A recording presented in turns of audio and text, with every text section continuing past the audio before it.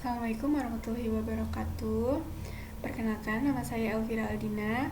Saya mahasiswi Unpam semester 7. Di sini saya akan sedikit menjelaskan tentang UMKM, usaha mikro kecil dan menengah. Yang pertama ada pengertian UMKM.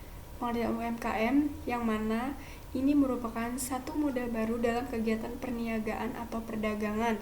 Nah, ada juga yang mengartikan bahwa UMKM adalah suatu usaha perniagaan yang pengelolaannya dilakukan oleh individu atau perorangan serta badan usaha yang lingkupnya kecil atau sering disebut dengan usaha mikro. Yang pertama ini ada usaha mikro. Nah, usaha mikro ini memiliki aset bersih yang kira-kira 50 juta per bulan. Contohnya itu seperti warung kelontong, peternak ayam, peternak lele, tukang cukur, dan warung nasi, serta jenis lainnya. Dan yang kedua ada usaha kecil. Usaha kecil juga merupakan kriteria dari UMKM, yang mana kekayaan usaha tergolong berada di bawah 300 juta per tahun. Itu penghasilannya ya. Nah, contohnya itu seperti industri kecil, koperasi, minimarket, tos serba, dan sebagainya. Selanjutnya ada usaha menengah. Sebuah badan usaha bisa disebut menengah apabila laba bersih atau kekayaan aset dari perusahaannya mencapai 500 juta per bulan. Nah, selain itu tenaga usaha di dalamnya harus memiliki jaminan kesehatan, jaminan kerja. Nah, bukan hanya tenaga kerjanya saja, perusahaannya pun harus memiliki NPWP, surat izin tetangga, dan legalitas lainnya. Contoh dari usaha menengah adalah usaha perkebunan, perdagangan ekspor, impor, dan ekspedisi muatan kapal laut. Di sini ada undang-undang yang mengatur tentang UMKM, bisa dilihat yang pertama. Regulasi ini menjelaskan tentang hukum izin usaha mikro kecil dan menengah, di mana regulasi ini menjelaskan bahwa UMKM harus memiliki surat izin sebagai bukti pengesahan dan legalitas dari pemerintah. Yang kedua ada PP nomor 23 tahun 2018. Di sini menjelaskan tentang nominal pajak yang didasarkan atas penghasilan dari usaha yang diterima perusahaan peredaran bruto. Selanjutnya ada Undang-Undang nomor 20 tahun 2008. Ini terkait dengan kemitraan antara pemerintah dan UMKM. Nah, artinya di sini pemerintah wajib menciptakan perkembangan UMKM. Nah, ini bisa dilihat ya, klasifikasi usaha dilihat dari jumlah tenaga kerjanya.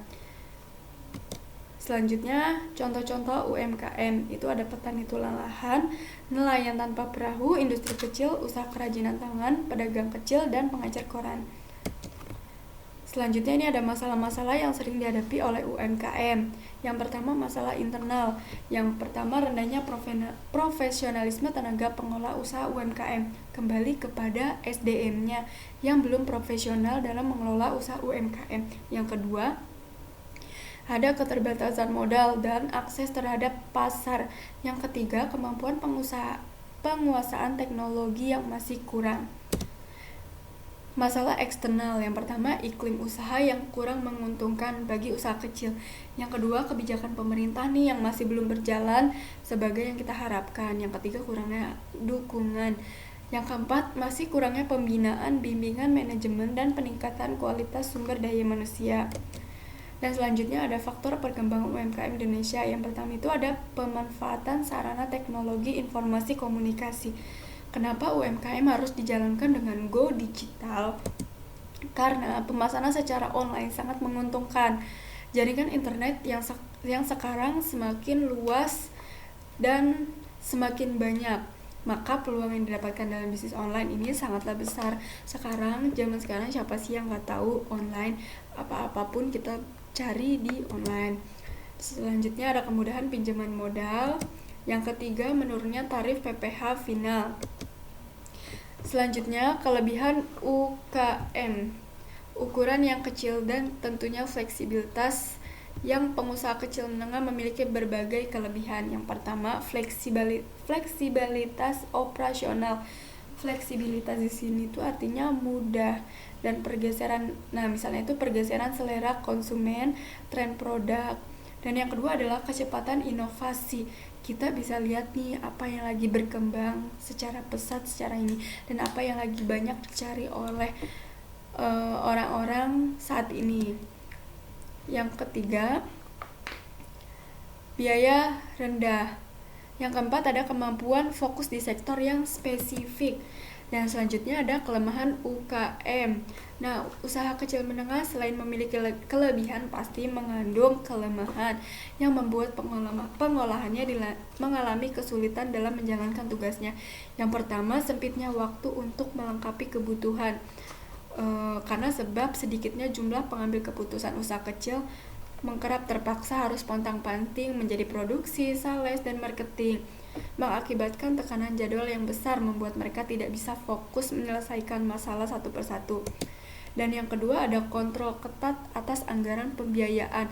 Nah, di sini masih ada anggaran yang kecil, akibatnya dipaksa membagi-bagi dana untuk membiayai berbagai kebutuhan seefisien mungkin. Kekurangan pembiayaan operasional yang tidak dicegah bisa mengakibatkan kebangkrutan sebab kapasitas UKM untuk membayar hutang biasanya hampir tidak ada. Nah, yang selanjutnya kurangnya tenaga ahli. Karena usaha kecil menengah biasanya tidak mampu membayar jasa tenaga ahli untuk menyelesaikan pekerjaan tertentu. Nah, akibatnya kemampuan persaingan bisnis skala kecil ini di pasar luas bisa sangat kecil. Nah, terima kasih atas perhatiannya. Kurang lebihnya saya mohon maaf. Wassalamualaikum warahmatullahi wabarakatuh.